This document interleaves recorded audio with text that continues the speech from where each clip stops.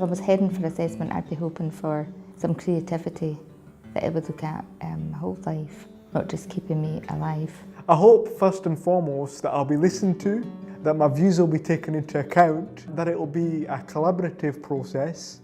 I don't know what to expect really, and I would like to see other interviews so I would know how to actually conduct myself within that.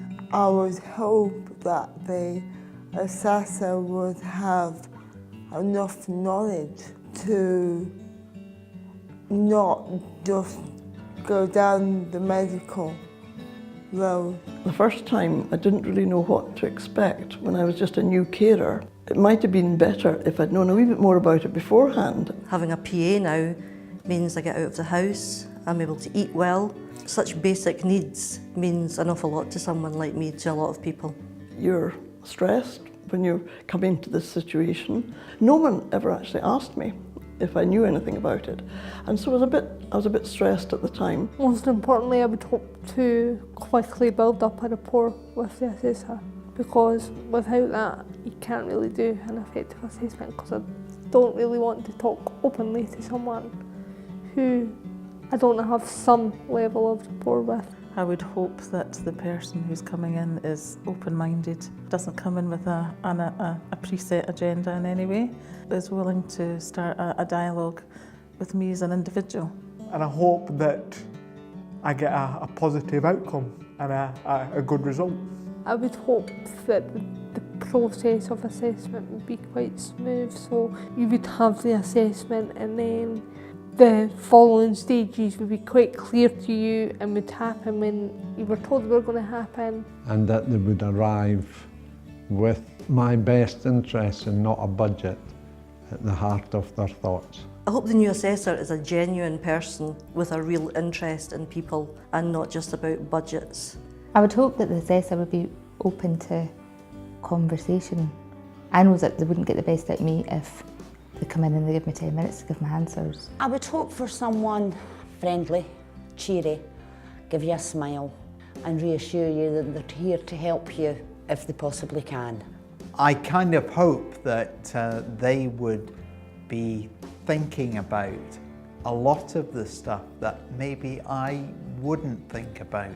You don't know what really to say until after the event. I would hope that I would have had enough time to prepare mentally and probably got some advice about how the process is going to take place.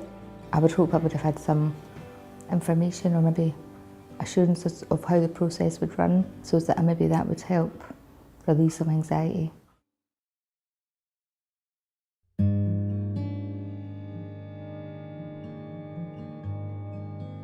I think I would be feeling worried in the sense that I don't know what's to come if it was the first time that I was going through the process, and slightly worried at how the assessor's attitude might be, whether they've got a bias towards a certain department or a certain area.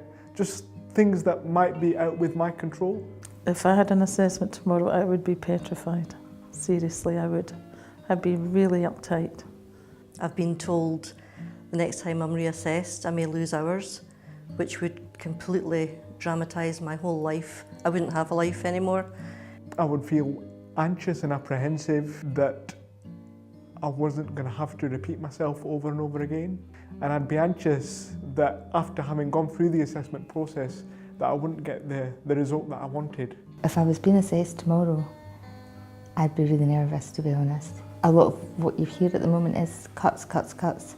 So that in itself sets you up to be quite nervous and anxious about the whole process.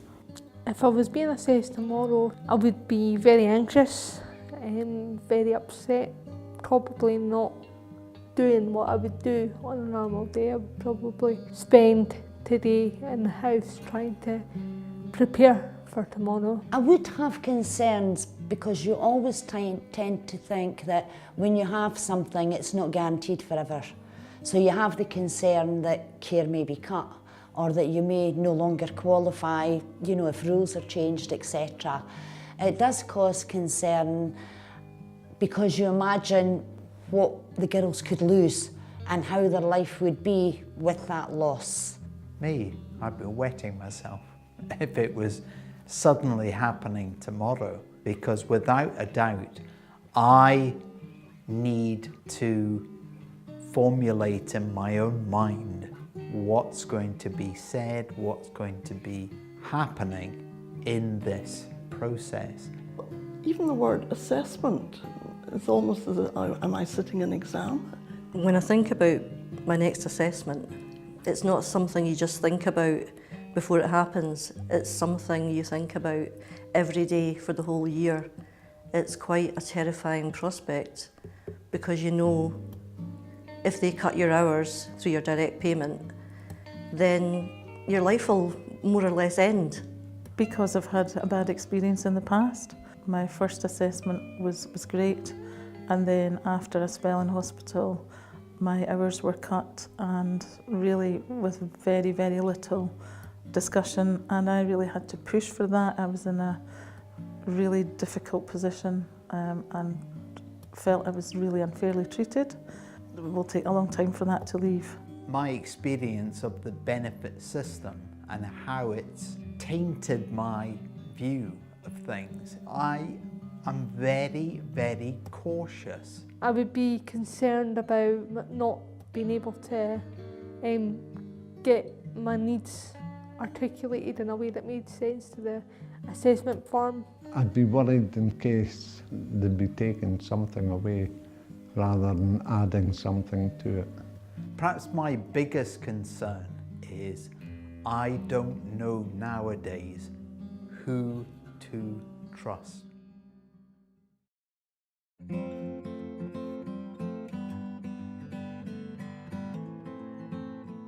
It was good because I knew the person who interviewed me the first time.